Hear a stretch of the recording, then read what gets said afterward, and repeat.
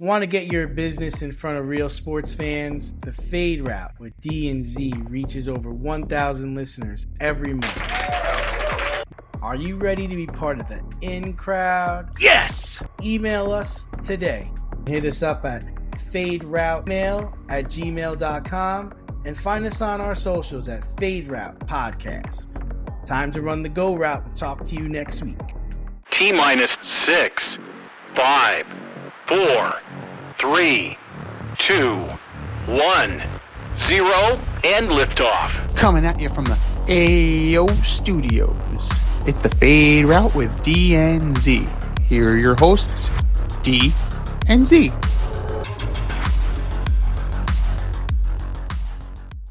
Powered by Riverside FM. Coming at you live from the AO Studio. Ayo. It's the Fade Route with D and Z IMD. And we've got a great show for you tonight. We're talking some fantasy baseball. We've got the WBC final, which is now. And the NCAA tournament kicks off this week. I think it kicks off Thursday, playing games today and tomorrow, I believe. We'll begin today's show with breaking news. The Denver Broncos have made a splash. They've acquired wide receiver Jaylen Waddle from the Miami Dolphins. Denver will send its first-round pick this year, number 30 overall, along with a third and a fourth-round pick to Miami in exchange for Waddle and a fourth-round pick. Z, it seems like Denver is all in on this season. Miami gets more draft picks for their rebuild. What do you make of the trade? First and foremost, here's the wide receiver room for the Broncos. Waddle, Cortland Sutton, Pat Bryant, Troy Franklin, Marvin Mims, Lil Jordan Humphrey, and Michael Bandy. Well, Mr. Humphrey, Mr. Bandy, thanks for playing. So, thanks for playing. Maybe you can return kicks, but I think Jaylen Waddle also returns kicks. So there's that. Star-studded room, right? You bring into the fold a top flight receiver at 6 tutties last year, only 910 yards, but when you take into account the Dolphins are the drizzling shits, yeah. And it's certainly an upgrade from Tua to Bo Nix. So you figure that Jaylen Waddle is going to increase his production. Wide receiver wasn't the problem for the Broncos. Defense, they really didn't have a problem until Bo Nix got hurt. Like, if you could make the argument that this would solve the, flip a switch that they were doing during the regular season, maybe. That, they wouldn't have to rely on one quarter a game to close the deal. But they do get a dynamic player. They get a nice possession receiver. He's willing to go over the middle. He's willing to do the things that you want to do. And you pair him with a running back in RJ Harvey, who's a very good player, and a healthy Bo Nix. And you got to say that this team, there's no reason why they shouldn't be representing the AFC in the Super Bowl next year. They should have done it this year. They should have. Except Bo Nix got hurt. They had to start Jarrett Stidham in a snowstorm. So that was the very definition of shit happens. So, excellent for the Broncos. The Dolphins. I mean, you look at the list of dead cap money, right? Tua, Fitzpatrick, Bradley Chubb. I think Zach Wilson's on the list. Jaylen Waddle, I believe, is owed money. But they're doing something. Something is going down over there. They're accumulating draft capital.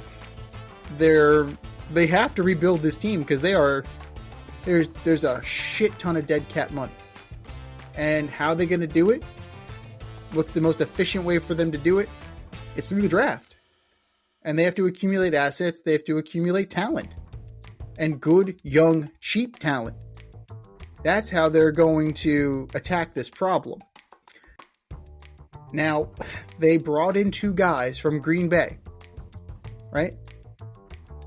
They're used to working in similar confinements because Green Bay is not exactly what you call aggressive in free agency? How do they like to grow their team? Mostly through the draft. So you figure that they're tearing it down. They're in for a rebuild. But then they go and sign Malik Willis. So how quickly do they think they can rebuild this thing? You suck for this year, you accumulate all of these young talent, and then maybe next year you're going to try and take a shot? Is that what the plan is in Miami? Because I mean, it makes all the sense in the world to get rid of some of these higher priced players and acquire these draft picks. In the short term, you're screwed. Plain and simple. You're screwed. But long term, it puts them in a better position.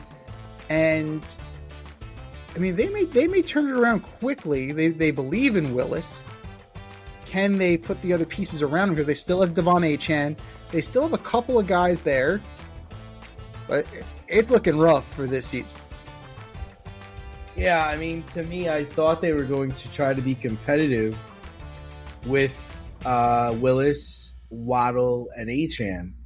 But this trade screams to me that they're going to try to get Arch Manning or a top quarterback in the next draft. You've got all these draft picks now.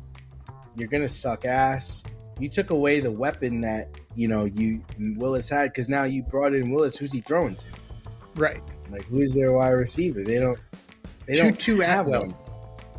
Currently, they don't have a wide receiver on their roster that is like of a number one caliber. I'm fine with them doing this. This is what they had to do. It didn't work.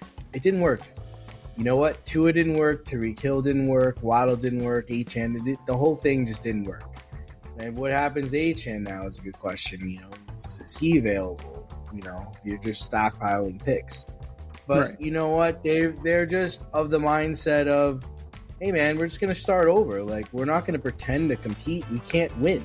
We can't win with our current team. We're just going to start over.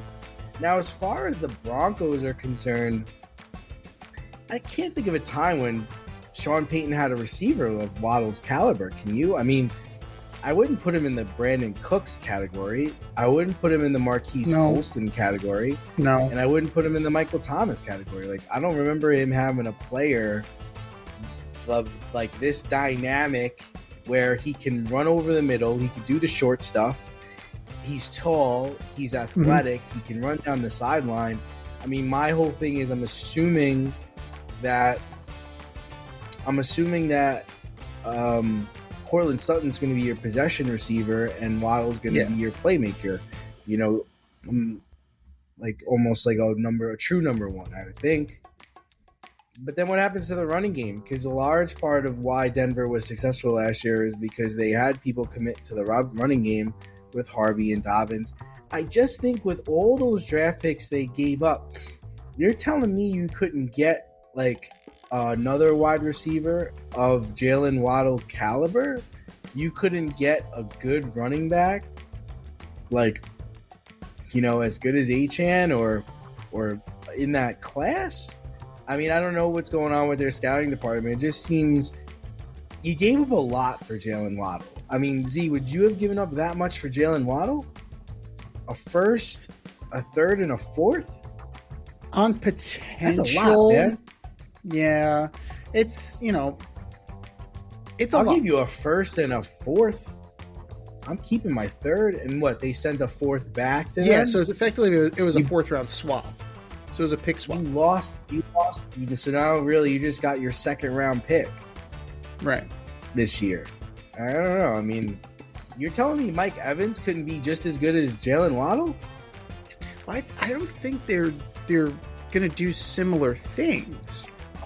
So, see, I think Waddle possesses more of that slot ability. Yes, Cortland Sutton can do it, but so can Jaylen Waddle. Jaylen Waddle's also fast enough that he can beat them through the slot and actually take it to the house. That was, kind of his effectiveness in Miami. The reason why I would do that trade is because, you know, you make him your number one. He now has a better quarterback. You would agree that Bo Nix is a better. Stephon Diggs can't do that, man. Oh, I don't want Stephon Diggs anywhere near my team. That's me though. Like everywhere Stephon Diggs has gone, like it always ends up being something, you know, in the locker room. He's good. No, I'm not disputing the fact that Stephon Diggs is good, but there's always some shit. There's always a cloud following him. There's always something going on. Yeah. Does he make teams better? Sure. I'm just saying. Absolutely. Just saying. It's fun. I don't like giving up that many draft picks. I would, because you know what? I believe in his ability, and I think that him getting the bulk of the targets from a better quarterback will actually cause him to blossom. He was, you know, Tyreek Hill before he got hurt. Tyreek Hill was the number one option. I think he's going to be good. I'm not saying he's not going to be good. I'm just saying you're giving up a lot. That's all. You're just giving up a lot. Like, well, it's a swap of fours. It's a 1 and a 3. I think a 1 and 2 picks essentially because you're swapping. I don't like the third round pick. I don't like the third round pick aspect of it. Mm-hmm. I want to keep my third round pick. I need my third round which is pick. fair, you know. And you can also you can keep your fourth. You can keep your fourth. Take my fourth, but I want my second and third round picks. Mm-hmm. Now you can always. First. Yeah, I mean, for him, is first round talent, 100%. Now, you can. Like, third round picks get traded all the time, especially on draft day. Like, when it comes around, you can reacquire a draft pick. You can reacquire a third round pick. I think you can make that move. And it just seems like Denver's all in. It doesn't sound like they're going to be giving up any players. They're not giving up any players. And nor should they. This is it. Nor should they. This team was ready to go if it wasn't for Bo Nix getting hurt. Like, if Bo Nix did not get hurt, they would have been in the Super Bowl. I'm not saying they would have won the Super Bowl, but they would have been there. Because there ain't no way that Bo Nix would have been as atrocious as Jarrett Stidham was as the game progressed. Mm-hmm. Jarrett Stidham started out great, as we know, but then as the weather turned to shit, so did he. And I think that Bo Nix has a little bit more to him than Jarrett Stidham does. And I think that Bo Nix has more at this point in his career than Drake May does. And I think that they would have gotten through that. And you would have been spot on with your pick as far as the Broncos go. More Labs Morning Recovery is the #1 alcohol recovery supplement that helps you wake up clear-headed and refreshed. Clinically proven and trusted by thousands, with 20 million plus bottles sold and a 4.9 star rating, it works. Try it risk-free. Enjoy an exclusive 25% off discount on any product using our promo code DNZ at morelabs.com. That's 25% off using the promo code DNZ. morelabs.com. Well, the NCAA tournament kicks off kind of today. I mean, they're playing a playing game today, playing a game tomorrow, but really, I guess it starts on Thursday. We've got our picks. We've got our things set up, our board set up. Come play with us. Compete against us in our CBS bracket. So, Z, who's in your Final Four?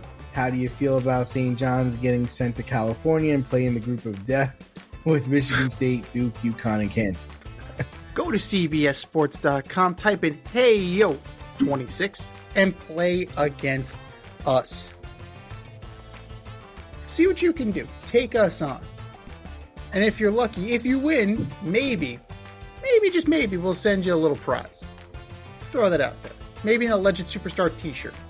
How's that sound to you guys? I think that's fair.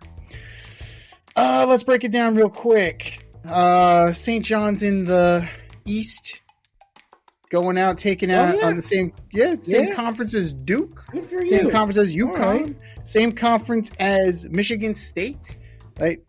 I have them advancing 2 rounds, going up against Duke. I see them losing to Duke. So that's You know, it's a tough draw. And I got to say, they won the Big East. And yet, they're in the same bracket as the team they just beat the shit out of. Huh? The team they beat the shit out of, and the team they beat the shit out of has a higher seed. Make that make sense to me. Make that make sense to me. You have a conference champion as a 5 seed. Okay, it's a 5. UConn's 2. No, I'm sorry. I just wiped the floor with them. I deserve better. If I'm St. John's, I'm not happy with this draw. I've got, coming out of the East, I have Duke and Michigan State. I have Duke.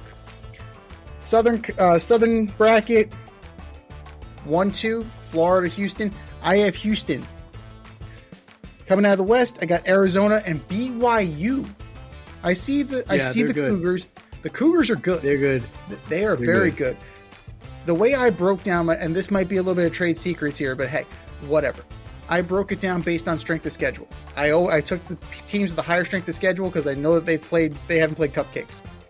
And BYU, their strength of schedule is 11th in the country.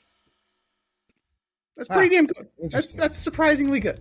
So I'm going to take them going up against Arizona, but I think Arizona's got enough to beat them.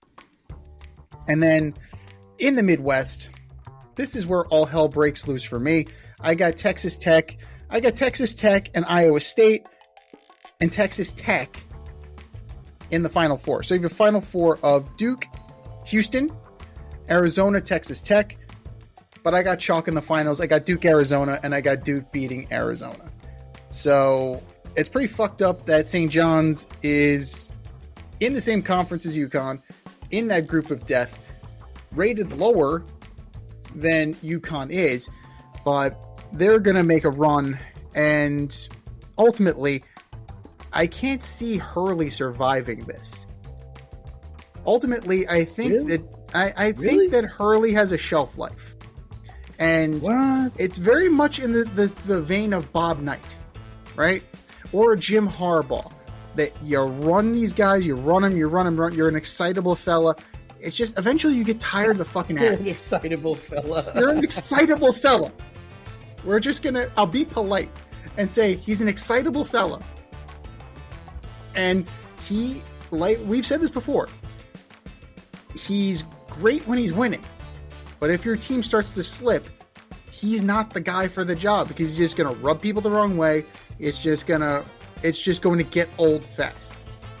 And I can see a scenario where it's just like, fuck, man. Like, I'm just tired of it. I have Hurley fatigue. Yeah. So he's exhausting. He is. He's this generation's Bobby Knight, except he can't choke people. Yeah, but I don't know. I don't know how he talks to his players. I know how he talks to refs. Yeah. I don't know. He seems compassionate for his players. Like, Mullins was having a tough game in the Big East final, and he told him, keep shooting. Just keep shooting. He wasn't like giving him shit. I think they're better than they played in the Big East final. I think they went in with a game plan and it just didn't work out. Like, they were trying to pound St. John's inside, and they thought, what's his name? Mullins and I can't remember his name, but they're number 11 or number 1, I forgot. Their other shooter, they thought he was going to be able to get some baskets. He only scored 7 points. Mullins was off, and they couldn't pound the ball inside, and ultimately it fell on itself after halftime. I don't know if they're going to get rid of him. I think they like him. They were a top 10 team this year. They had some really unbelievable runs. They played really well. The problem is like, he's coaching against fucking Rick Pitino now. So that's the only problem he has. I think St. John's got hosed. I don't like how they're sending them to San Diego to play. They're an East team. And this is all for TV ratings. They put 4 Hall of Fame head coaches allegedly, right, in this conference, so they could just beat the shit out of each other. You got Bill Self. You've got, you got He's a Hurley. choking dog in the tournament. you got Patino, you got Izzo. Mm-hmm. Those are 4 guys right there that are going to go to the Hall of Fame. And then you can say Shire's an up-and-coming coach. Like, he's a good coach. I'm not, I know he's got Duke, but he's a good coach. I mean, I'm not going to, say he's bad. So, it's just, that's a shit draw. But having said that, I still got St. John's going to the Final Four. I got them. Okay. I got them beating Michigan State. I think Michigan State's really good. Tom Izzo is just a great coach, and I think CBS would love it if St. John's and Michigan State met, in the Elite Eight. Then, I have St. John's ultimately beating Duke, and I just think Duke is hurt. I don't think it has anything to do with St. John's being so great. I think they'll just take advantage of a hurt Duke team, and I think St. John's is better than Kansas, and I think Michigan State. I think Tom Izzo is a better coach than Dan Hurley, and that's why they'll get by UConn. So that takes care of that side of the bracket. So I have St. John's going, and then I have Florida. And Florida's really good. I mean, the only teams I could see beating Florida is I could see Vanderbilt beating Florida, and I can see Illinois beating Florida. I would not be surprised at either of those. But I would think, Florida got fucking destroyed in their conference tournament. So I would think they're going to come back and they have that kid from White Plains on their team, so I think he'll have a good tournament. He went really far last year, with Arkansas. So I like Florida getting there to play against St. John's, and then on the other side, I'm all chalk. I mean, I think Michigan and Arizona are the best teams in the country, so I don't see a team that could beat them. I think Wisconsin will give Arizona a tough time. I think BYU could give Arizona a tough time, but I think Arizona ultimately, with a mostly freshman team, is going to get into the Final Four. And then Michigan's just the best team. I mean, the only team that I can see them giving them a hard time is Iowa State. I wouldn't be surprised if Iowa State knocked off Michigan, but that all just depends on what happens up until that point. I don't know if Iowa State can consecutively keep winning games like Michigan's kept winning games. So I've got St. John's and Florida on one side. I've got Arizona and Michigan on the other side. And then ultimately I have Michigan beating Arizona. And then I have St. John's beating Florida. And then even though I'm a Johnny, I actually have Michigan upsetting St. John's in the final, which would be a rematch of a game from the season. Yeah, I mean, listen, I think Arizona and Michigan are 2 best teams. I really do. I don't really see how they can be beat. I think Florida's got holes in their game. St. John's has got some holes in their game. I just think at the end of the day, I think Rick has enough talent and enough coaching to get them to the Final Four and get them to the finals. And in the finals, you're just going to go up against a better team. And can you beat this team on a neutral site in one game? Possibly. But I think Michigan is too good. Yeah, I mean, Michigan is built for this, as are Arizona and all the big programs. So it's one of those things that, you're really also not going to see a lot of. I really can't foresee a lot of major upsets. I know people are like trying to get on Furman as if Furman is the 15 is going to knock off the 2. I like Hofstra to beat Arkansas. Beat Alabama. Okay, so that's fine. The problem with that, especially in this day and age with the NIL, is that they're just poaching the best players from everybody, man. And that true mid-major, that true like underdog, it doesn't happen anymore. Well, we had all like the Gonzagas of we had all chalk last year, and I think because of the way that the landscape of college football has changed, college basketball, it bled over into college football as well. The best teams get the monopoly of the best players, and then it becomes an inequity, and it becomes very difficult to win. And now you have to kind of like somehow scheme a way to win, and that's where your best coaches will shine. But then what's going to happen? The majors are going to turn around and take the coaches too. Like what happened with Shaka Smart. Shaka Smart shows an inkling of competency at VCU, and all of a sudden, he's the Longhorns head coach. You know? It's just, that's the nature of college sports now. It has been for a while. Outside of like Mark Few, how many of those mid-major coaches actually didn't take the next step and grab the brass ring at another location, right? Nobody. Buzz Williams left. Bruce Pearl left. Yeah. Larinaga left. And they all left. The grass may not be greener, but they pay better. That's for damn sure. Avoid messy accidents. Get better stopping power with your brake pads. Callahan brake pads. You never know when you'll be driving in the road and there will be a truck tire that you need to avoid and save your family. Callahan Auto. We really care about what's under your hood. All right, well, moving on. The NBA Board of Governors is set to meet next week to discuss expansion for the 2028-2029 season. How would you vote if you had a vote? Down. Decline. No. Fuck no. No. God damn it, no. We need more tanking teams. We need to add some more teams into the tank. Jesus Christ. You know, it's bad enough. Rumor that is the it's product going to is be watered Seattle down. and Vegas. Which is, you know, that's fine. I mean, Seattle... How about just relocating some teams? Right, that's my theory. And I was looking at it. I was looking at which teams draw the lowest amount. And... Sacramento? Memphis is at the bottom. Are they going to move again? Poor town. They seem to have found a home in Memphis. Probably not. Atlanta. Are you moving the Hawks? I don't think you're moving the Hawks. The Wizards. Jesus Christ, you can contract the Wizards. Just contract the Wizards. Like, you know, what are we doing here?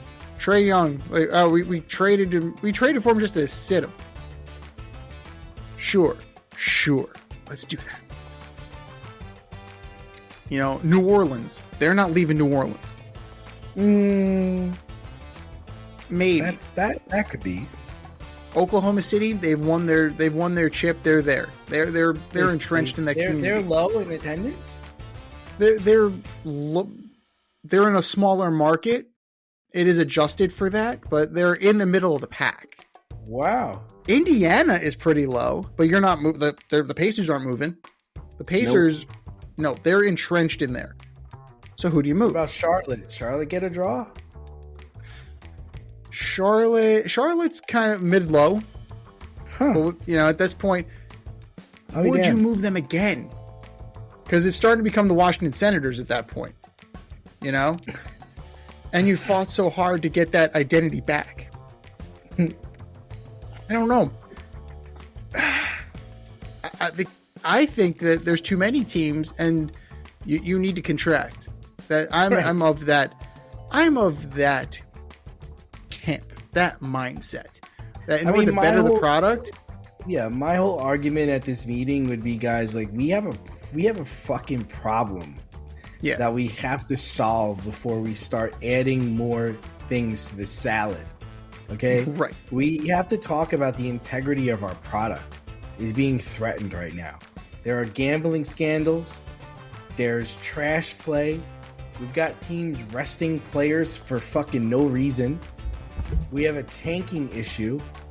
We've got a player development problem. Like, we have a whole bunch of fucking problems that I think need multiple to be players resolved. trying to gambling. Yeah, we have a whole bunch of problems we need to resolve before we start adding more teams to this shit. I understand we just signed this massive TV deal, and I'm really excited about my share of the billions of dollars we're going to get from this. And I don't really want to share it with somebody else who's just coming in to lose games. Right. We're about to lose LeBron James. Kevin Durant's going to be leaving soon. Steph Curry's going to be leaving soon. Who's the next star we're going to build around? And now, if we add more teams, there's going to be less stars on more teams. And do you understand what I'm saying? is that, we only have so many stars. And now, instead of being able to combine multiple stars on the team, that star is going to go on his own team. And we're going to have a deflated product again. We've got teams making the playoffs that are barely over 500. We've got a season that lasts too fucking long. We've got a playoff that lasts too damn long. Our players are getting hurt. Let's add two more. Our players are getting hurt. Our players don't want to play. They don't want to play. The commissioners had to incentivize playing to win awards. Hello? Right. Hello? Is that not a red fucking flag? We've got to incentivize people to play in an all-star game. It's an all-star game. What are we doing? What are we doing? Okay? So that's what I would stand up and say if I was at this stupid governor's meeting. If I'm Adam Silver, I'm calling Gary Bettman. I can't believe I just said that, but I'm calling Gary Bettman. Why am I calling Gary Bettman? Because the NHL has recently done this, right? To those very locations, the Golden Knights and the Kraken. And they set up the expansion draft in such a way that those teams were competitive immediately. Shit. Their first year in existence, the Golden Knights were in the Stanley Cup Finals. They lost to the Caps, but they got there. They were a champion within 3 seasons. The Kraken are competitive. They haven't had the same success, but they were competitive. The only way you could get my vote is if you presented the draft format in such a way that guarantees that these markets will be successful. Right? So you need to figure out a way to get quality players, not the 15th guy on a roster. Not the guy that, not the guy who's barely hanging on in the league. But you need a John Morant, for example, just throwing a name out there, right? Or a Zion. You want to throw some guy into Vegas, man?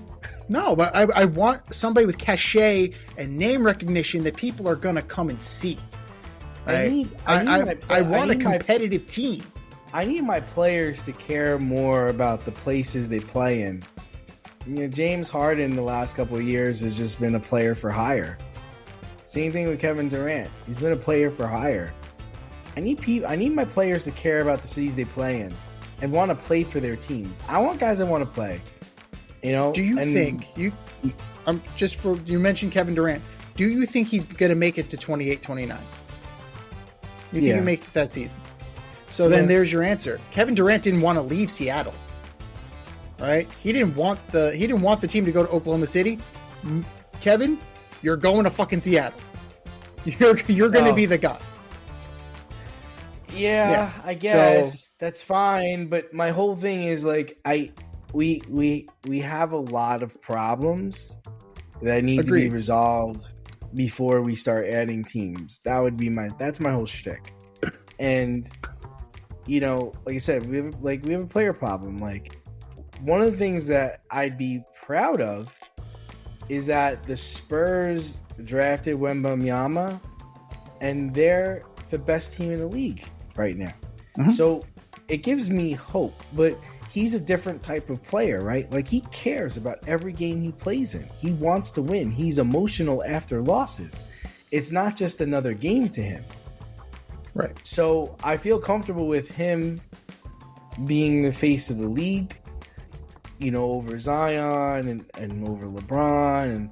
And I'm ready to usher in the new era. And I just don't think right now is the time for that to start. It's kind of like the war we are going through right now. I'm not saying we shouldn't be fighting Iran. I just don't think we should be fighting them right now. We just have a lot of other things to take care of at home right now. And doing this is just making a mess of everything else. So I just think it's a very similar situation where we think we have some housekeeping to do internally as a league. We don't even know how this lottery system's working. We don't even know if we're going to stick to this draft format. how the fuck could I commit to teams in 28, 29, and I don't even know what the draft is going to look like in 28, 29? Right. So, I mean, foundationally and logistically, the NBA has a lot to fix, but they also have to figure out. They have to figure out beyond the nuts and bolts of it all. Like, how do you motivate the players to step on the court and play? right. You eliminated the back-to-backs for the most part. You're trying to work with them in order to somehow incentivize their participation. And it's still not enough. It still doesn't seem to be enough sometimes. Like, who's to say? Like, I know you're a big proponent of shortening the season too. What's your number? 54? Man, what's that would be great. Yeah. No one's gonna go for that. 54 would be fantastic. That's not gonna happen. I'm realistic about that. But I think 70. No, owners would never. 100%. But I think players would probably sign up in a heartbeat. But here's my thing: is like, I'm gonna tell you to shorten your season, and then keep the playoffs the same. Then that's fine.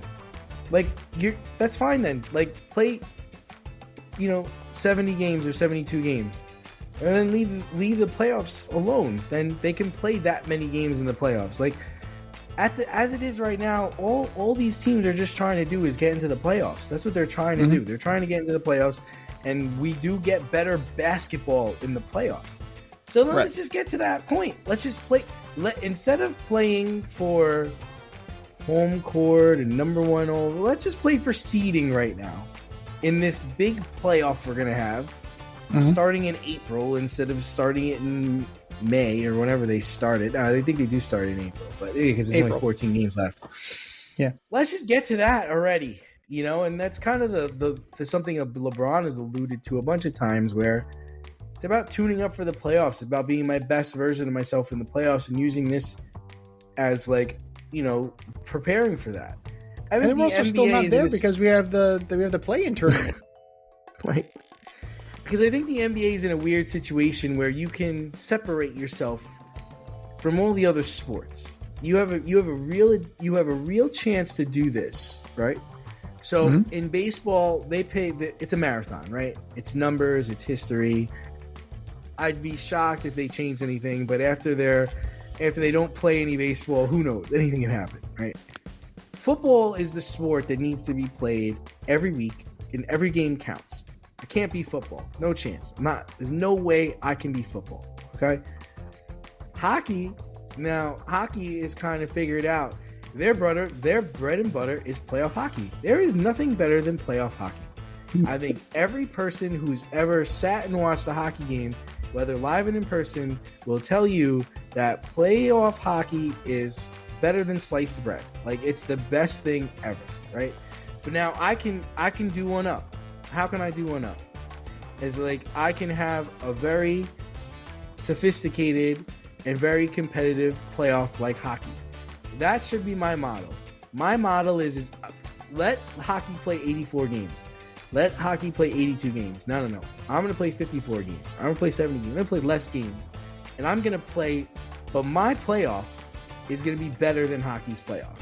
Because my players are going to be fresher, because they wouldn't have played that whole entire season that your hockey players have been put through. And it's going to be much more on the line. There's going to be more at stake here. Maybe there's even a loser bracket. I don't know. But I'm just trying to say, like, that's where they can corner the market, is trying to get to the playoffs quicker and change the season, because no one gives a shit about the regular season. You got players not playing, you got players resting. Well, okay, now the season is their seeding. That's what the season is. You play as many games as you want. Play 10, play 20, play 15. I don't give a fuck. It's for seeding. You want the 5th seed, you want to aim there, go for it. And everybody just playing for seeding. And then we're going to have a highly competitive playoff where everybody's going to play. Everybody's going to play hard for a whole 2 months or whatever it's going to be. That's what I would do. And I would kick the tires in this whole 82 game season and then fucking 3-month playoff. Like, fuck that. The more I watch soccer and the more I watch the Premier League, relegation. Get rid of the worst. Get rid of the absolute dog Send the shit Wizards to the teams. G League. Send the Wizards to the G League. Send everybody send the bottom 4 teams down and bring up the best. Right? Do it in baseball. Do it in fucking hockey. Do it every fucking sport that has a minor league system. Make the playoffs mean something. Like if you beat if you beat a team, you get to take 2 of their players and add them to your team. Right. I mean, that would be fucking phenomenal. Any 2 players you want, you would take them and put them on your team. But here's the thing, like, yes, Wolverhampton Wolves they're a shit team. The Wolves are a shit team. They're playing hard because they're trying to stay up. Right. Nottingham Forest is a shit team. They're trying. West Ham is trying. Burnley is trying. They're just not good enough. And that's okay. But you're trying. There's something in place. There's a safeguard. There's a guardrail that keeps this crap from happening. And the product, it's entertaining. I'm not saying it's always good, because eventually you'll get the stinker, like you'll see Wolves versus Burnley, and it sucks because it's 2 teams that aren't that good. But you have guys trying. And I think that's the issue. It's like, I appreciate the sophistication of it. Is that going to make them try? Is that going to make them try? Because hockey players don't need motivation to try. I know you were comparing the two because they're both winter sports in our current climate. No, they want to play. Yeah, hockey players. Look at Jack friggin' Hughes. Jack Hughes just got his fucking teeth knocked out, and he didn't miss his shift. Hockey players are just different. Hockey players are built fucking different, dude. And you can't. I don't think you could compare the two. But there's relegation. Relegation needs to come to American sports. It just needs to. Like, this will solve a lot of the problems. And I think we have to come to that. And I think USL is going to try that. We should try to have Mitch Berukowitz back on. But I think they're trying to do that this season. They're bringing relegation to USL like he wanted it to. And I think that will spur on the play. And the embarrassment, right, of a team like the Wizards, who have a superstar player, an alleged superstar player like Trae Young, right? They get sent to the G League? And then the Santa Cruz Slugs, or whatever the hell their name is, Santa Cruz Lakers, whatever the hell their name is, they get brought up because they won the G League? You're telling me that wouldn't light a fire under people's asses? I think it would. I think it's something that needs to be explored. Big Fork Brands brings bold bacon sausage, paleo pork jerky, and Chicago-style sauces to your table. Enjoy rich, smoky flavors made with sustainable ingredients and chef-crafted care. Enjoy an exclusive 20% discount with our promo code DNZ. Find them at bigforkbrands.com. That's 20% off using our promo code DNZ at bigforkbrands.com. LeBron James, you mentioned him. We're going to come at the king right now. He'll be wearing an all-time leading scorer patch on his jersey for the rest of the season. And fans are kind of giving him shit for it. They're giving him shit for it, and they're giving the league shit for it. So, when is this patch okay, and when is it not okay? This is embarrassing, I think. I wouldn't want to wear that. Would you wear that? I wouldn't wear that shit. No. Listen, there's a couple of patches I liked, and I mean, I'm not a Yankee fan, but I thought the final season patch for the Yankees was kind of cool. Like, Yankee Stadium had a lot of history. I thought that was a cool patch. I hated the Jeter patch. That reminds me of this LeBron James patch. So stupid. I liked how the NFL moved to like more like of a personalized captaincy, where it's like the C, but then there are stars on it. I'm not even sure what those stars represent, but I thought that was kind of cool. I think the Bills final season Orchard Park is stupid. The Highmark Park, the new stadium they're going to, is a stupid patch too. So those are the patches that I've really liked. I'm always a fan of like the World Series patches and the NBA Finals patch. I'm not sure if the NBA does this, but I thought they do, where they have a patch for how many like championships you've won. I think they used to do something like that on player jerseys. It was like, up on the top or the back of your jersey. I could be wrong. I wasn't sure if it's how many the players won or maybe the organizations won. 75-year patches, 50-year patches, 25-year patches. I'm cool with those. I think those are interesting. Those are fun. But an all-time leading scorer patch, I mean, really, really, really terrible. No, this isn't it. I think Major League Baseball does a Roberto Clemente award. If you've won the Roberto Clemente award, you get a patch. Right. And Walter Payton Man of the Year. Walter Payton Man of the Year, you get one. I like that. I like that. Gold Glove winner, you actually, Rawlings will have they'll make their logo gold for you. And I didn't platinum. know that. Yeah. So like if you notice, like if you see the patch on the glove, like it's actually gold. And that's a neat. It's subtle. I did not know that. That's very cool. You gotta look close. It's very cool. That is very cool. And you deserve it. Watching those Ron Washington videos, yes, I can watch that shit all day, dude. Like how he teaches. I was watching the first base video today, dude. Just like simple things of like kind of telling people to reach out and go get the ball. We understand charging the ball, but then go get the ball. Like use your glove to go get the ball. And even when you're scooping, don't scoop in front of you. Scoop out. Go get it. Scoop it.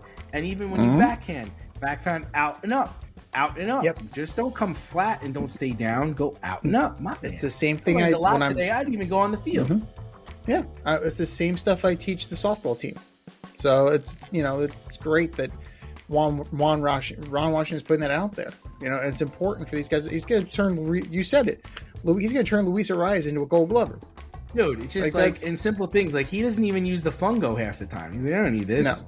You just roll the ball to you. You see the ball, pick it up. It doesn't matter how fast it's going. You'll figure that out.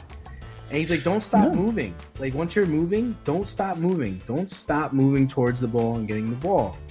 No, you have to follow the ball. 100%. Just keep going. Just keep moving. Then don't hop. Don't be confident in your actions. Be confident in your movement. And then he pulls the fungo bat and he just taps it to you. He's just like, I just want you to see the ball off the bat. I'm not gonna hit it hard. I don't have to hit it hard. It's brilliant. It's just brilliant shit. Yeah. He has a way about him as far as being able to connect with his players. And I think that is super important. We talked about that with Hurley before. Washington is definitely one of the more respected guys in the league, and it's for stuff like that. As far as patches go, you're looking at any kind of milestone World Series, any kind of milestone anniversary year. The Rangers have their 100-year anniversary. It's nice. It's going so well. Thanks, guys. But, the patch looks cool. They're on like a little bit of a winning streak, though. Yeah, they have it. Now that they have nothing to play for, sure. It has happened before. I will be in attendance on Sunday. We're gonna go see the Rangers play the Jets, so that should be fun. But yeah, that's any kind of milestone for the league, milestone for the team. I hate the advertising patches. Those no, but you know what? That's the wave of the future, unfortunately, because even right now, we're watching Team USA. They have DirecTV on the side of their goddamn helmets. Trash. It is what it is. Like Capital One is on their sleeve. Like the baseball uniform used to be sacred, and now it's turning into NASCAR. Which I get it. Like promotion is everything, right? You need to have sponsors. 100%. Sponsors definitely like increase your revenue. Like placement could be better. Let's just put it that way. I am not about individual accolades on people's jerseys. I think that's kind of tacky. Like the 75th anniversary, take a drink. I wouldn't want that on my jersey either. Yeah, fuck that. No, I wouldn't want that, you know. Also, when players pass away, I'm okay with those. I'm fine with memoriam. Even like I think Robert Kraft's wife passed away, and they had the Martha. Like that was a cool patch. Yeah. I like that patch. When I think it was the owner of the Bears when she passed away, they had the patch on their arm. Like that's good. It's a memorial. That's cool. That's I like fine. those. You know, you see that all the time, and I think that's a nice way, a subtle tribute to people who have come before you. But when you see something like this, I get it's a huge achievement, right? With, you know, names like Wilt and Kareem and Magic, and, you know, you stand above them all. But do you really need to wear that on your jersey? Do you really? Are you that insecure that you need to wear it? That? Right. Do we really need to, you know? And I thought do it we was really just need that? I thought it was just a way for them to sell jerseys. Like I thought they were going to sell jerseys. They're not even selling these jerseys with the patch on it. So what are we doing? That's so this weird. For? You can't even buy the basically. patch. So what are we doing? What are we doing? We're stroking LeBron's ego. That's what comes up with this. And how come he's not a better person to say, I'm not doing this? Like, you know, he's in a position where he can pretty much tell Adam Silver to screw off. Like, you know, they're going to do whatever he says. I'm not wearing a patch. I don't want a patch. But at the same time, it's like, is he going to turn that down? It's a self-promotion. I don't think he's going to turn that down. No, he's not. You know? But he should have. He should have. I agree. Like, Kobe would have done it. Michael Jordan would have done it. I don't think Michael Jordan would have had the patch. Yeah, I don't. Yeah, I don't think so. Like I think the patch would have got you knocked down back in Michael Jordan's day too, and even Kobe, like even in the early part of Kobe's career. No fucking way. I know those guys were like so locked in. I don't know if they paid attention to stuff like that. I don't know if they really cared. Hypernatural, the best men's polo shirts of 2024 as voted by Men's Journal. Hypernatural offers polos, tees, and button-ups that deliver an unmatched comfort and style, featuring Hypercool J technology for natural cooling. Enjoy an exclusive discount with my promo code DANDZ, and that could be used at hypernaturalstyle.com.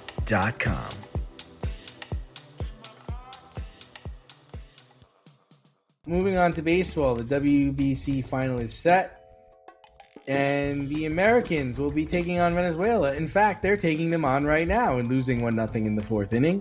Some players have said this is more important than winning the World Series. Z, is that possible? The pride to play for one's country and the honor for some people, that is very big, right? That's something that weighs heavily. We saw the pride on display in the World Baseball Classic, right? Japan, DR, Venezuela, even Italy. It just extremely proud to wear their nation's colors because they're representing something bigger than themselves. This is the disconnect for me. You now, or you're going to get paid by your team, right? And the effort needs to match. Like, I understand playing for your country, and 100%, that's a huge honor. But you're also getting paid very well to play professionally, whether it's baseball or hockey or basketball, regardless. The World Cup is coming up and you're getting paid very well by other teams. And I get the loyalty and pride of wearing your flag and wearing your colors. There's a loyalty and pride to wearing your jersey. And I think that, that should be, I'm not saying it's equal, but it's definitely something that needs to be taken into consideration. So it's possible. It's extremely possible. We see it all the time. But then you also see guys like Garrett Crochet who said, the Red Sox pay me a lot of money and I'm not getting hurt in the WBC because I owe the Red Sox because they paid me this money. Right. Like, I see both sides of the argument. And at the end of the day, look at what happened with Edwin Diaz last World Baseball Classic. Oh, yeah. Dude fucked up his leg. Huh?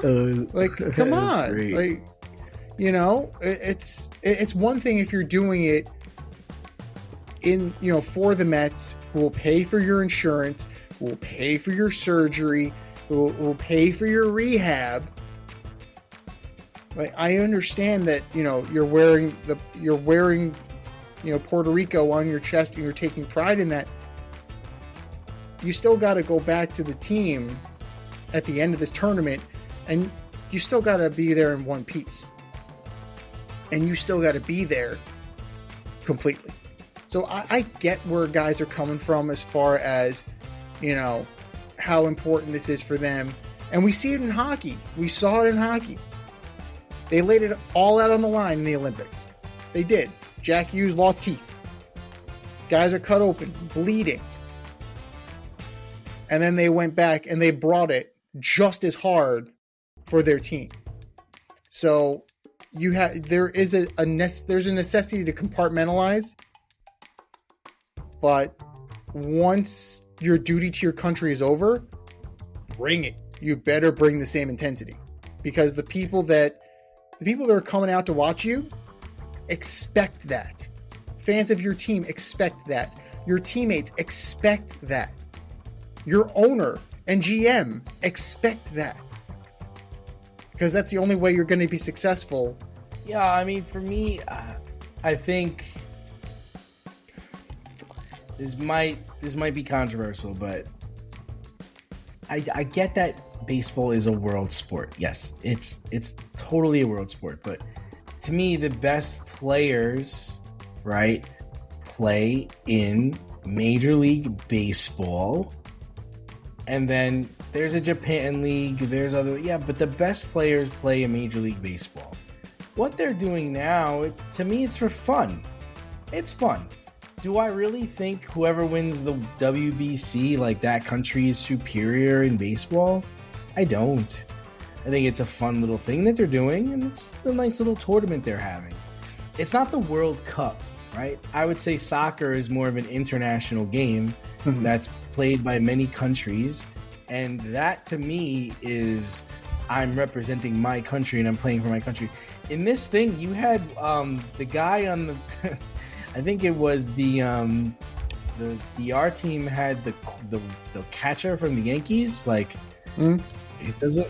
He was able to trace some of his lineage to the Dominican Republic. Like, we're really stretching here just so they can play for one of these teams. It's like, all right. I mean, to me, honestly, I think this is more of an amateur sport, like an amateur tournament. I'd like to see more amateurs play it than the pros, but it's fine. And same thing for basketball. Like, come on, our NBA players would probably win the gold medal every World year. Cup. Yeah. Let the amateurs go do that. You're a professional. Like, the professionals play in the professional league. Hockey, I feel different about. I think hockey is more of those things. I think it's an Olympic game. I think it's amazing what hockey players do. And there are some players that play in other countries that just wouldn't play in the NHL, but that doesn't mean that they shouldn't play in that tournament, be competitive. Like, come on, we could both look at each other and say Italy had a great run. They did great, but they only lost one game. But are they really the best team this year? No. I think. And are they really representing Italy? Right. Are they really representing? Can we address the elephant in the room? Come on. Aaron you had Nola. 26 Americans. They were Italian Americans. Right. And Francisco Cervelli's from Venezuela. Thank you. This is exactly what I'm trying to say. This isn't exactly the World Baseball Classic, okay? I mean, they've sparsed this out, and you've had players decline going because even the play Roman Anthony, Italy asked him to play, and he said no. And then the Americans asked him to play, and he's like, I don't know. And then finally he did go, but he didn't want to. Nolan He Arenado wants to gear up for the regular season. He's being paid by the Boston Red Sox to represent their club. Like, I'm gonna win what with Italy? What does this do for me if I go win with Italy versus whether if I'm healthy for a 6-month season in Major League Baseball, possibly win the MVP, possibly go to the actual World Series and win. So come on, man. Right. Like for an amateur, yes, this could be everything. Especially if you're from that country, that's amazing. Good for you. But for Ronald Acuna Jr., for I don't know, Bryce Harper, really? Come on, really? I mean, it is an honor. It is an honor to be chosen to be part of your nation's But are you really chosen? team. Are you really chosen? I mean, like Anthony didn't get on with Italy, and then he went to America. What's the guy that went to play for like Israel or Harrison Bader? Like, come on, man, come on. But look at dude. Yeah, Bronxville. But like Nolan Arenado, he last WBC played for America. This year he played for Mexico. Come on, because he's Mexican American. So, like, you know, I understand, but this happens in the World Cup too. In June, Mexico is going to field a team, and they're going to have Mexican Americans on the team. Why are they have dual citizenship, and those guys, while good, can't crack Team USA's roster. But they're not going to be able to. If you're a Mexican American and you have dual citizenship, that's fine. These motherfuckers that are playing tonight don't have dual citizenship. They just have a lineage that they're tracing. You know, they're trying to play for the team. Like, and do I think that if Italy played a 7-game series against Japan, they'd come out victorious? Absolutely not. No. That's the other thing is baseball is a sport that's built around series, right? It's a series of play. It's not pool playing where you win one and get points. It's not how baseball works. So it's illegitimate to call this team like, you know, you're winning a tournament. Congratulations. Now go back to fucking spring training and let's get on with the season. Like, that's just the way I feel. It's cute. It's nice. I like the gear. I'd love to get an Italy hat if it wasn't over $50 for a fucking fitted. Come on, I'm not paying for that. But I also think that the culture, the fact that we're speaking from an American perspective. Like in Japan, baseball is much bigger, right? Like for some guys, it's a different game too, right? Right.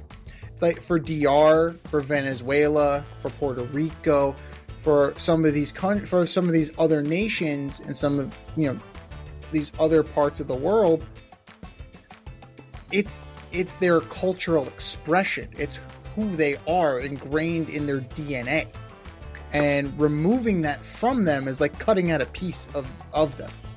So like there's something that we're missing here in America.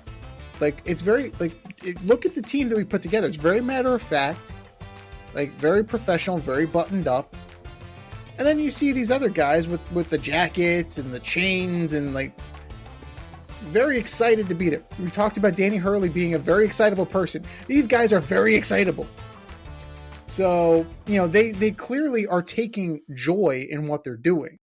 So I think there's something that both sides can learn here. Like we can learn to take a little bit more joy in things. I think that's something that can be said about that. Like it is still a game at the end of the day. And while I agree that you do have a professional responsibility to return to your team in one piece and in good standing, like you said, have a little fun right now. This is outside All-Star. How is this different from an All-Star game? Just because the name on the front isn't USA, Dominican Republic, or China or Japan? It's not. Just that simple fact makes this you're going to compete harder in this than you would an all-star game? I mean, I'm just putting it out there. No, I understand, but you're representing something bigger than you. And I think that, for some people, it's a goodwill game, man. It's a national, but national pride is a thing. And I think that for some cultures and some. Did you have a tryout? Did anybody try out for this team, or did you go and pick the players? You're telling me there's not okay. You're telling me there's not somebody in Italy that could have been that plays good enough baseball that could have made this team? Well, it's funny you mentioned that because Francisco Cervelli was actually moved to Italy and actually put the process together. And I think that he did have tryouts for that, and he supplemented with major league players. In America, we didn't. We didn't. Australia took the best Australian players, so on. Like they know who they have. They don't need to. They don't need to try out. Kyle Raleigh made the team. He was the catcher. He played like shit this whole tournament. You telling me Adley Rutschman couldn't beat him out? If they were trying, if they had a tryout, if America had a tryout, you're telling me this would be the same team? You're telling me Mike, as shitty as Mike Trout is, he wouldn't have made this team come on, for fucking whatever 5 or 6 games that they're playing. But like, then that's also what I'm trying to say. Like, these are people that just got picked to be on this team. They didn't try out. Yes, they represent the USA, but I'm sure there's maybe 100 other players that could have done this too. Like, it's Fugazi. It's Fugazi. It's just whatever. It's like for someone to come out and say this would mean more to me than winning the World Series. Okay, maybe because you don't play in Major League Baseball. Why? Because you're playing with all your friends on Venezuela, that this would mean more to you than winning the World Series? I don't know who said it. I'm just saying I've heard some. Yeah. I've heard rumblings. No, but I understand what they're talking about. It's the same reason why it means a lot that it clearly meant a lot to those NHL players that won in the Olympics. And but here's the thing: the WBC was created because baseball was removed from the Olympics. That's fine. So this is their tournament. This is their alternative to the Olympics. So it's an apples to apples comparison. It's not. It's not the Olympics. It's not. There's no other qualifying teams. They handpicked this shit. You see Brazil fielding a team? Come on, you handpicked the whole process was handpicked for entertainment. Don't tell me it's not. They had there were qualifying tournaments. There were qualifiers. Now I'm just saying it's America didn't qualify. It didn't need to. Right, Japan didn't need to. It's handpicked for enjoyment. It's an exhibition. Yeah, it's competitive and they're playing for fun, but to say that this is the equivalent to playing 162 games, then going through 3 or 4 rounds of a playoff and beating another team that has gone through the same thing you've gone through, sorry guys, falls short. It's not that competitive. It's not. This is baseball. It's different. You like fishing? How about the outdoors? If you do, then Pinche Gringo is the lifestyle apparel brand for you. Built around the outdoors and not taking things too seriously, Pinche Gringo makes everyday shirts for guys and gals who live outdoors. Comfortable, wearable, and just interesting enough to get noticed. Go to pinchegringo.org, enter the promo code DNZ, and get an exclusive 15% off discount on any product. That's pinchegringo.org. Enter the promo code DNZ for an exclusive 15% off. That's pinchegringo.org.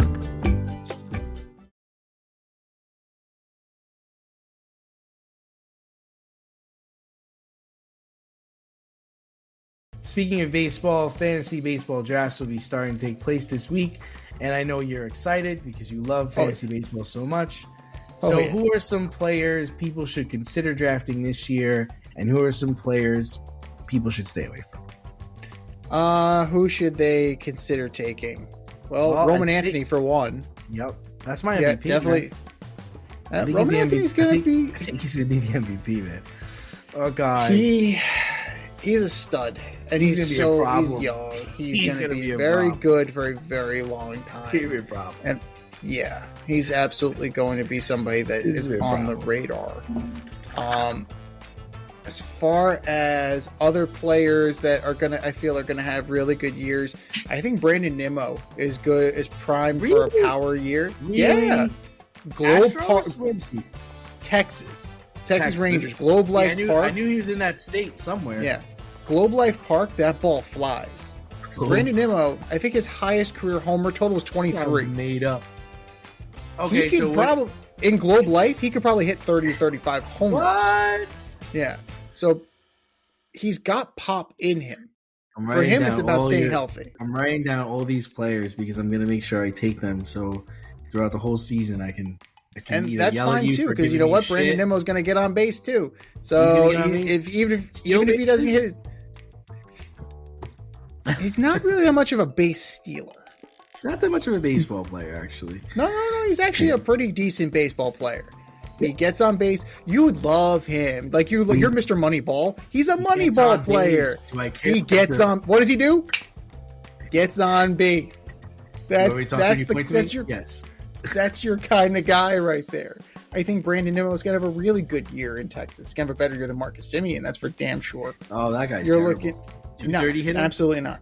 I think Eugenio Suarez his numbers are gonna spike back up because he's in a smaller ballpark. Wait. So first of all, before we go into that, talk to me about your second baseman. He's gonna hit 230. 230 sounds about right. 230, right? That's what I thought. 230, 235, somewhere maybe 220, plus or minus 5 points. 230. 17 game non-hitting streak factored in there. You're probably looking at about 17, 18 homers. Somewhere in there. That sounds about right. I think Suarez is going to have a good year in Cincinnati. Eugenio. Yeah, he's going to have a good power year. Third baseman, right? I think he's going to be the primary DH, from what I understand. Where are you with Gunnar Henderson? I'm higher on Gunnar Henderson than I am Adley Rutschman. Rutschman's been having a rough go. Well, you're down on Raleigh, right? After this shit performance. There's no way that Cal Raleigh can replicate what he'll still be good, but he ain't going to be up there. You can't replicate that. Where's Jackson Holiday? Is he up or is he down? Holiday's up. Holiday, I think, will be up. I think he's middle of the road. I'm not too. He's all right. He hasn't shown me enough yet. I think Pete is going to have an okay year. I don't know if he's going to have a great year. He's not going to have a 50 homer year. That's for damn sure. He's going to. He's probably going to be in the 30s. So probably. Give me a second baseman I need to be looking at. I like the guy on the Boston Red Sox. I think his name is Sandella. Rafael. Ceddanne Rafaela. Yeah, he's pretty Rafaela. Decent. He's pretty decent. Honestly. Oh, God. If healthy. Glaber's a possibility. Offensively, absolutely. I'm watching him for Venezuela, and he looks like a different hitter. He looks patient. He's on something? No, he's actually learned how to hit. And I think that there's something to be said about talking to Miguel Cabrera, who is actually one of the best hitters ever. I think there's something to ever. Easily, I think he's probably in the top 10. Right? You're probably ever? Wow. Yeah. So in terms of all-around player, he might be cracking the top 10. In terms of all-around hitters. Huh. There's something to be said about that. You learn some things from a guy that good. Where are you on Lawrence Butler? He's okay. I'm not in love with him. I'm not sure. If you could have one A's player, what A's player would you have? Langoliers probably, or actually Brent Rooker. Give me Rooker. Right. He's I'll take Rooker. Outfielder, first baseman, right? Primarily outfield. Okay. I would take that. You thought I was going to say Jeff McNeil. I'm not going to. Fuck that guy. Langoliers definitely gives you some power from the catching position. Who's that guy on the Rangers? Wyatt Langford? And he's pretty decent. 240 hitter? Yeah, it's more about power for him. Oh, So yeah? I think Nice. I think that would be a way. That would be a good way to go. All right, so give me A guy give that me, could take a spike. A guy uh, that could take a spike is actually a guy like Jake McCarthy in Colorado. He could be a sleeper just because of Right. Colorado. It has nothing to do with him, but it has a whole to do with the fact he's playing in Colorado. Jazz about- Chisholm let's wants to be a talk pitching. 50-50 guy. Jazz Yeah, Chisholm he's- wants to be a 50-50 guy. That's a no. I'm not touching him with a 10-foot pole. That's a no. Sorry. No. What That's a about, hard who- no. Who do you like in that staff though? Rodon? You feel like what do you feel? I'm like we are Bedard? ordering them up this week, so that's very interesting. I'm not a fan of the Yankee rotation. I mean, Cole, no. Oh, Freed. You like Freed? Freed. Yeah, I don't know. Freed had a great year last year. Can he do it again? I'm scared. Like I'm scared about him. I'm scared about Rodon. I don't know what you're getting from Cole when he comes back. You have Heel, a full year of Schlittler. Dude, What about stay away from the Yankees? what about Stay your away old- from the Yankee What pitchers. about your old friend DeGrom? Jake is good. I think his best days are behind him though. Okay. But you put him, Evaldi.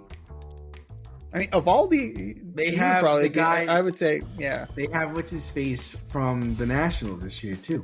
They have Mackenzie Gore. That's true. That's their So, rotation. It's fucking crazy. I think that.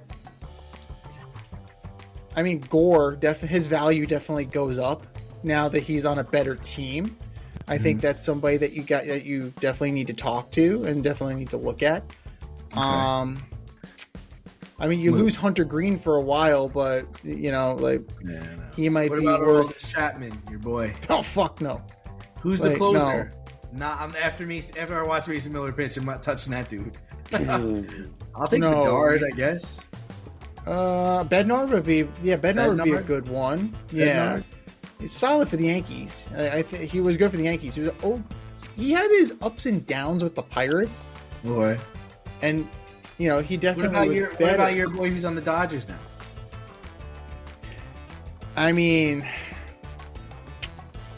How many? it's is he gonna hard to say that he's not going to do well He's because gonna save like 30 games, right? they're so goddamn deep. It's not even funny. Like, I don't know. I mean, we didn't even talk about any of the Dodgers. I have no Dodgers here. you could take the whole fucking team, man. You really could just take the whole Dodgers. Otani number 1 overall, or Judge number 1 overall.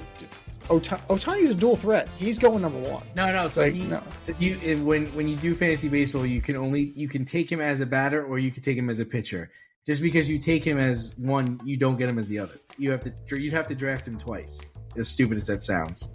So what you're telling me is that somebody will draft Otani 1 as a pitcher, and then the next person will draft Otani the hitter as number 2. No. The way it'll work is someone will draft him in the first 3 picks as a batter, and he probably will get taken in the 3rd or 4th round as a pitcher. I find that stupid. Yeah, I'm sorry. Yeah, that's the so way it works. here's how I would fix this.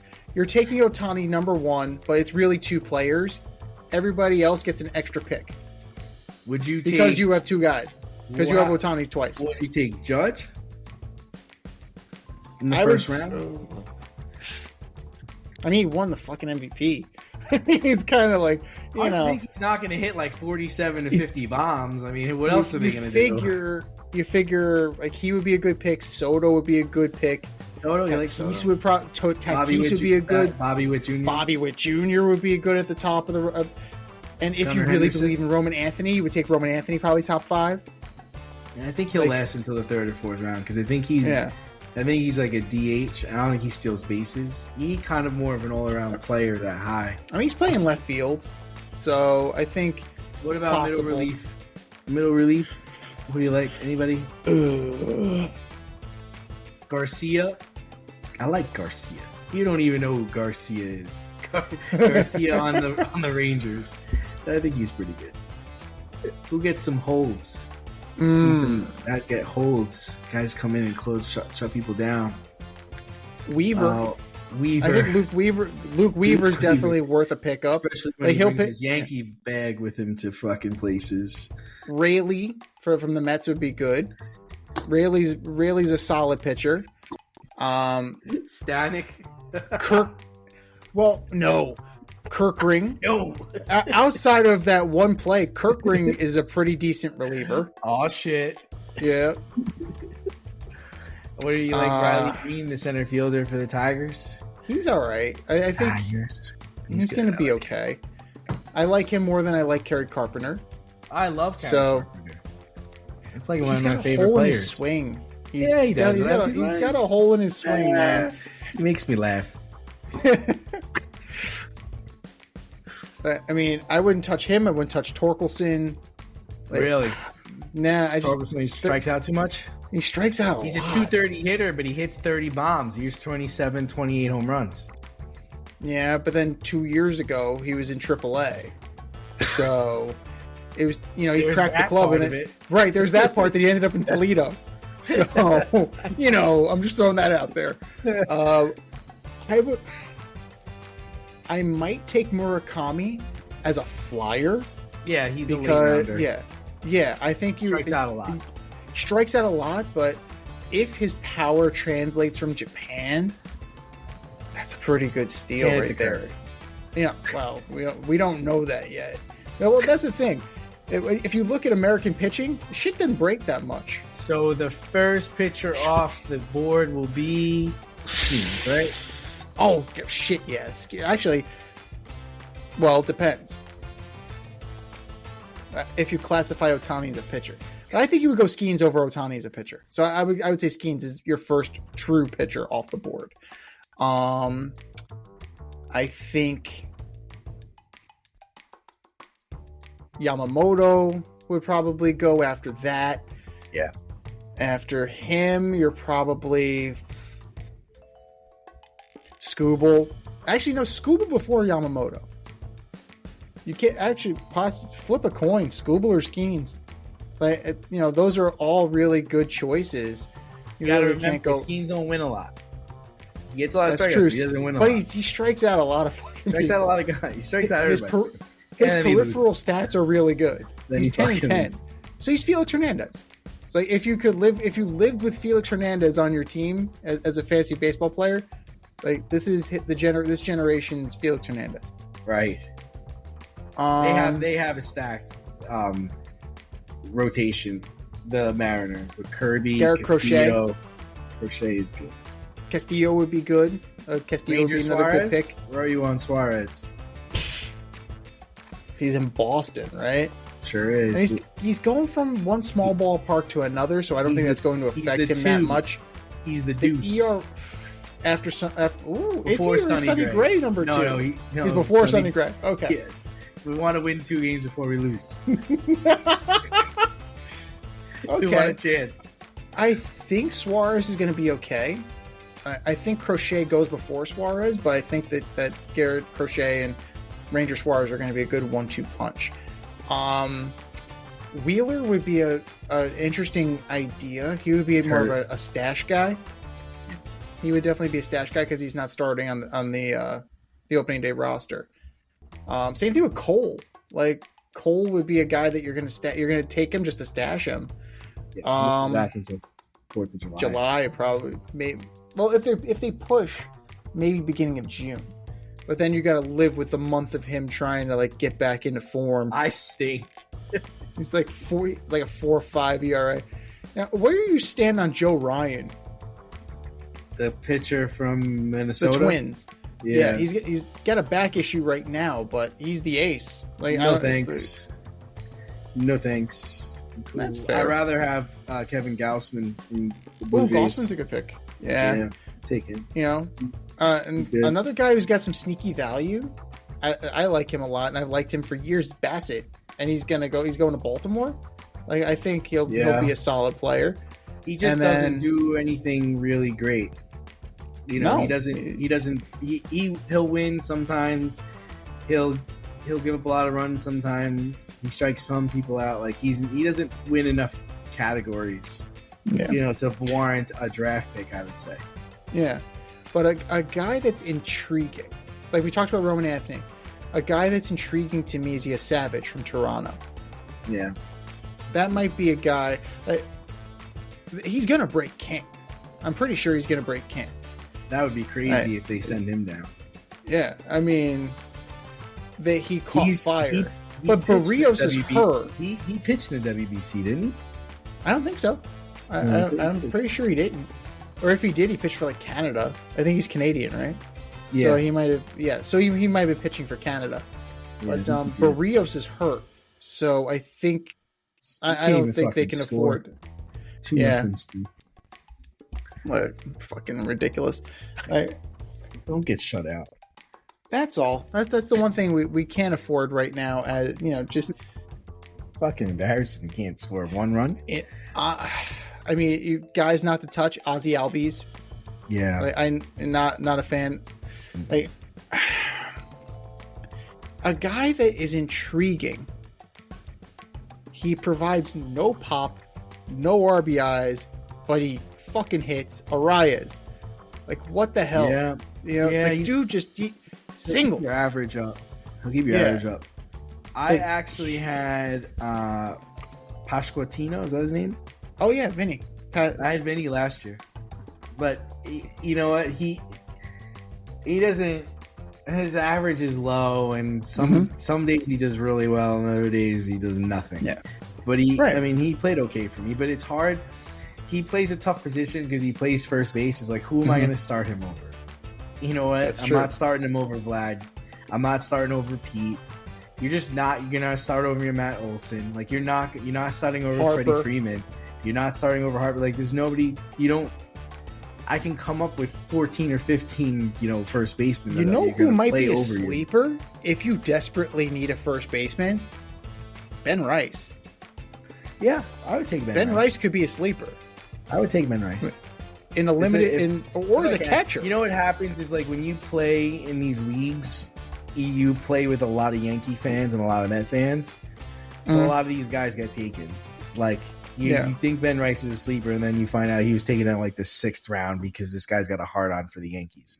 The same thing with like the fucking Mets. Like you get guys like Nimmo and get guys go, and you're like, how did somebody take this dude so early? Are you kidding me? Like you want to bank on taking these guys later, and it's just like, really? Yeah.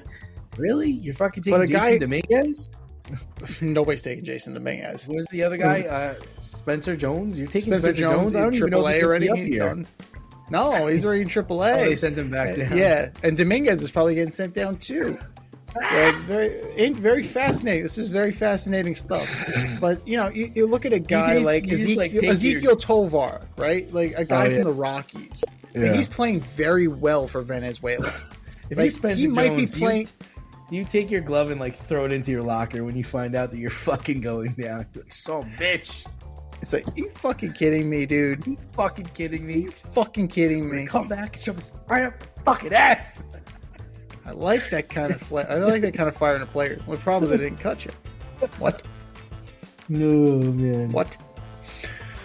I mean, there's a lot of depth value, around the league. But Alcantara, you like him? I would like to know where he's going to be. If he's for the Marlins, no. If he's somehow, I wouldn't even venture a guess as to who would, just can't be the Dodgers. Please don't be the Dodgers again. Wait, come on. Houston could probably use him. I would like Alcantara on Houston. I know he was linked to the Mets. I don't see that happening, considering that they just got Freddie Peralta. There you go, sleeper Tobias Myers, or pretty much anybody off of the Brewers. Who's really taking a Brewer? McGill. Yeah, Trevor McGill, Terang. Terang. Is good. Even Sal Frelick has a little bit of value. Who is Terang on the Red Sox now? No. Oh no, Caleb Durbin's on the Red Sox. Durbin's good. Durbin, yeah, he was solid in a rookie campaign. But that's the thing. These guys, are you going to, after 1 year, are you going to take him? Are you going to actually invest a draft pick deal? I think he was part of the Soto deal. Durbin. Yeah, and then Durbin got flipped with Monasterio to the Red Sox. Now he's playing against the Yankees. Now he's playing against the Yankees. Yeah. So That's exactly what I didn't want to happen. God damn it. God damn it. And then you have guys who showed promise last year who people might consider relevant, and they're still pretty unproven. Like a guy like Andres Jimenez in Toronto. Yeah, he steals bases. He's good. Yeah, but I don't know if that's, great value. I'm torn on that. He's a good baseball player. That's the thing. These guys are good baseball players. Yeah, he tips well. But, it's fantasy sports is a hell of a lot different than reality sports, Like guys like that fill out your roster, play a pivotal role, and then they don't do dick for you in fantasy. Like, that's just kind of how it is. It's like a blocking tight end. A blocking tight end is great in reality, but you're never going to start a blocking tight end in fantasy. And if you do, well, you need to have your head examined.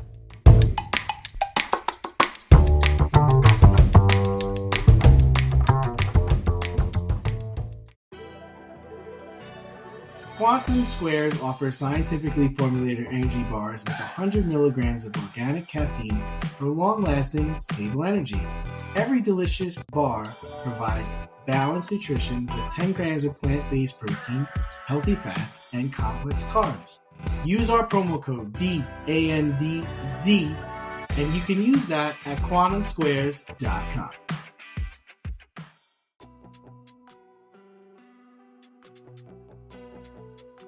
Fair or foul, judging the more messed up stories of the week.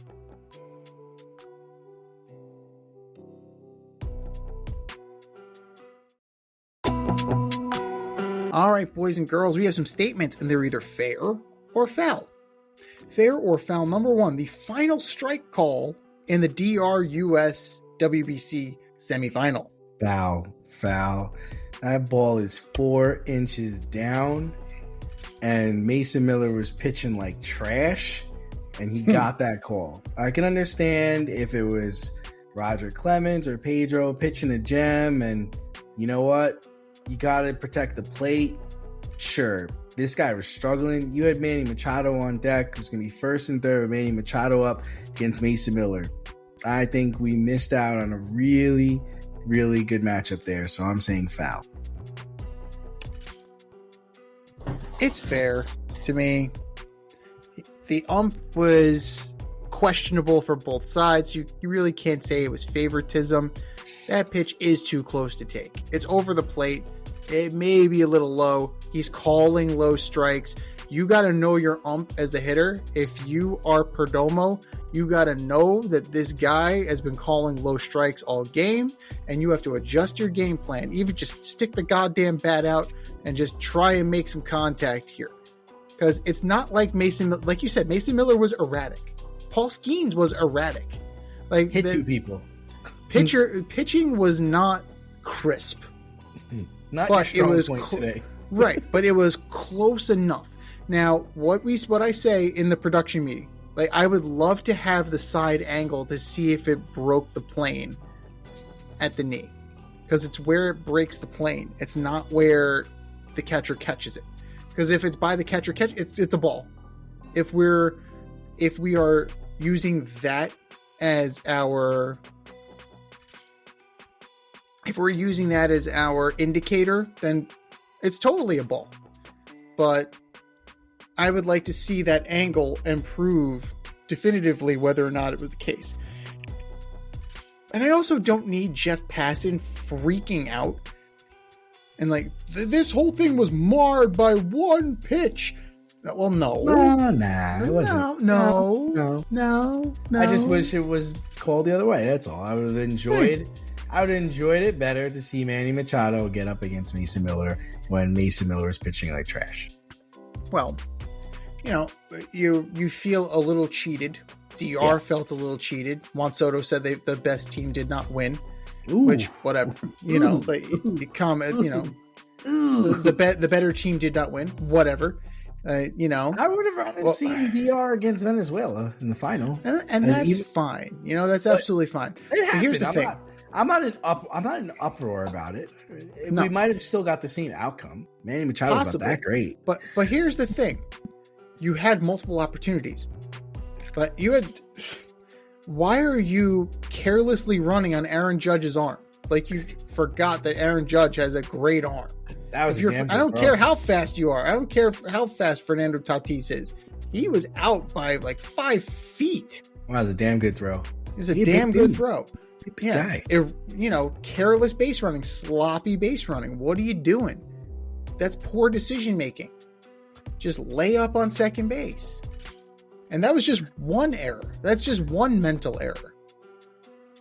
So it didn't end the game. It was the last pitch of the game, but that wasn't the death knell. The game had plenty of opportunity in it.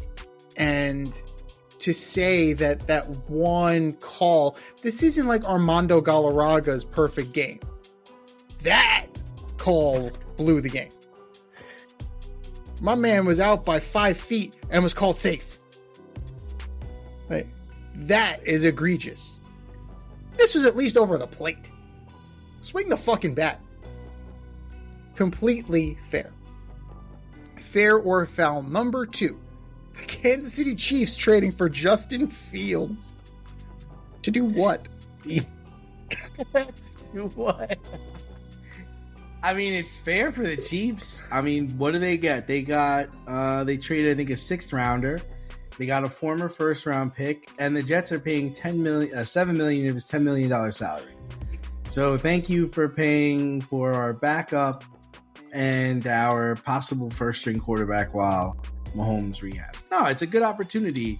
You're going to find out if you're a professional quarterback, because Andy Reid could teach you how to play quarterback in the NFL. And if you can't win or learn it here, son, you're not going to learn it anywhere. So I think it's fair for the Chiefs. I mean, I agree. I think it's fair for both sides. He fell out of favor with Aaron Glenn. Give the kid a fresh start someplace else. You got a sick. He was playing for a shit. He played for a shit team. He was a winner in Pittsburgh. He won games in Pittsburgh. He was competent in Pittsburgh. He played for a shit team for a coach that didn't know how to coach him. I don't blame him. And he fell out of favor with that coach. This coach decided that Tyrod Taylor was a better choice than Justin Fields. 2 years, $40 million. Who the fuck were you competing against? GM's a moron. What do you want me to say? 2 years, yeah, $20 million for Justin Fields. No. So 7 tutties, 1 pick. Like, that's not... That statistically, that's meh. But he only threw 5 tutties for the Steelers and 1 pick. So the touchdown to interception ratio is good. It's there. There's something you can work with. With the Steelers was his highest completion percentage, 66%. So he's completing 2/3 of his passes. There's things that you can do. There's things that you can work with here. And he's mobile. You can keep running your offense if he has any glimmer of capability. If he has any glimmer of stick-to-itiveness. Because he has the skill set necessary to run the Chiefs' offense. What does Mahomes do? He runs. He extends the play. And then he also has that rocket of an arm. Justin Fields has a good arm. He does. Problem is, doesn't really get to showcase it that much. And when he's under pressure, he's looking to run. So, use that to your advantage if you're Andy Reid. Because you lost Minshew. Maybe Patrick Mahomes is ready for week 1. That's what he says. I'm not sure. I personally would not test that. Like, I wouldn't bank on the fact that Patrick Mahomes is ready to go week 1 after that injury and the series of injuries to his legs.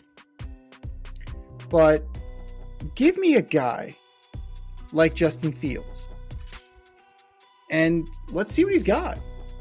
Why not? It's worth a shot. And it only cost you a 6th round pick. right? It's low risk, high reward. And best case scenario, Mahomes is back week 1 and Justin Fields is carrying your clipboard. Worst case scenario, Patrick Mahomes is out for an extended period of time and Fields is struggling in your system. You only wasted a 6th-round pick on him, you cut him, you move on.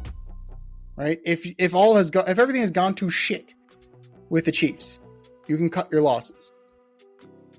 But I think it is absolutely fair to give him a shot because there's glimmers, there's flashes. Worth it, in my opinion.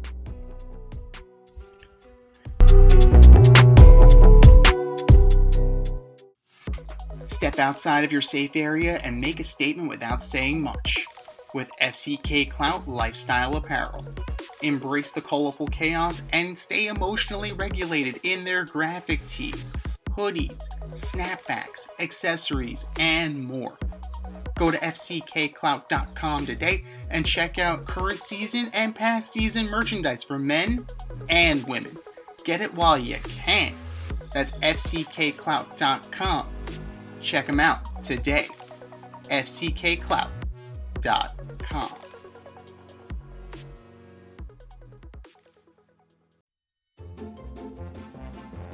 Who's the best of the worst this week in sports? The Fade Store presents the Alleged Superstar of the Week Award.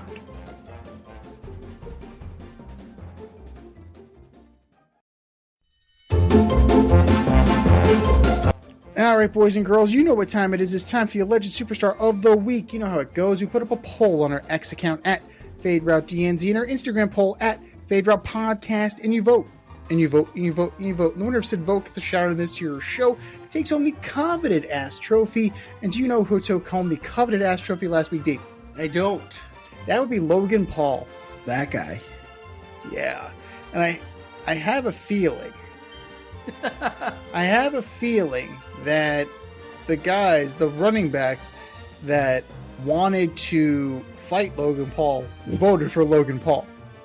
So, Brandon Jacobs, Frank Gore, Le'Veon Bell, we appreciate your vote.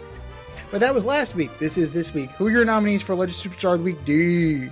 All right, so first up, I've got the New York Jets. Last year, the Jets gave Justin Fields 2 years, $40 million contract. Yesterday, the Jets traded Justin Fields to the Chiefs for a 2027 6th-round pick, and the Jets will pay $7 million of his $10 million salary, or his guaranteed money. Jets are paying the backup/starting quarterback of the Kansas City Chiefs to play. New York Jets, you are my Alleged Superstars of the Week. Number 2, I've got the NBA. Looking to expand while your league battles questions of integrity, tanking, resting, and competition.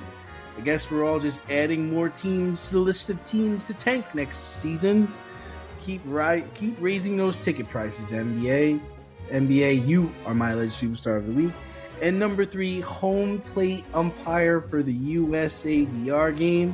Called strike 3 on a ball 4 inches below the strike zone. Oh, robbed all of us of watching Mason Miller versus Manny Machado with the runners on first and third. You are my Alleged Superstar of the Week. What do you got, Zeke? Good choices. You can't really go wrong with any of them. I am going to start with Philadelphia Union CSO Ernst Tanner, suspended by MLS for racist comments towards African-American players and African-American coaches. Jesus. My God, man. What are we doing here? Can we just get rid of this guy right now? Can we just Donald Sterling his ass? Can we do that? It's on record. Like, you have evidence. Give this motherfucker the boot. Ernst Tanner, you are my Alleged Superstar of the Week. Number 2, AFCON, the African Cup of Nations. Overturning the result, awarding Morocco the title after declaring that Senegal, who rightfully won the match, after coming back after 11 minutes. They needed 15 minutes to declare an official forfeit. They came back after 11. Not only did they come back, but they won the game outright and won the African Cup of Nations legitimately. Overturned because allegedly they took too long, even though they were within their time frame to protest. Yeah, make that make sense. AFCON, you are my alleged superstar of the week. And number 3, Major League Baseball. Have you heard about some of these rule changes that they are testing out in the minor leagues this year? Oh, God almighty. They're introducing a check swing challenge system in the Pacific Coast League. So, the batter, pitcher, or catcher may challenge an umpire's check swing call, and there has to be a 45-degree angle. If you break 45 degrees, then it will be considered an official check swing.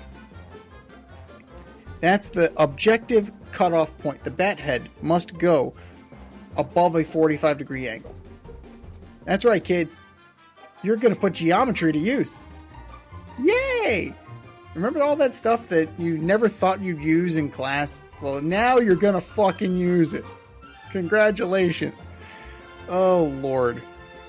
The other thing that they're thinking about is eliminating batter timeouts.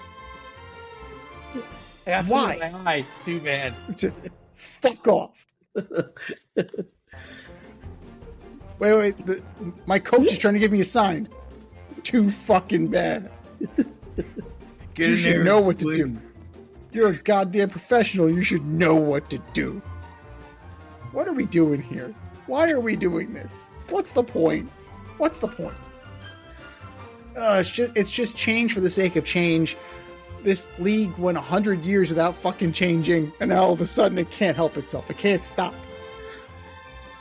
It just can't stop. It's addicted to change. It's ridiculous. And it's nothing for the better. Nothing for the better. It's just becoming more and more unrecognizable. Major League Baseball, you are my alleged superstar of the week. I think we said our piece. Go to our X account at FadeRouteDNZ. Go to our Instagram poll at FadeRoutePodcast and vote. And vote and vote and vote. And for our nominees. You're better than that. Just do better. Just do better. This has been the Fade Route with DNZ. Thanks for tuning in tonight. Catch our podcast on Wednesday nights on Spotify, iTunes, iHeartRadio, or wherever you listen to your podcast. So until next time, stay fade, everyone. Time for us to run the go route. We'll talk to you next week.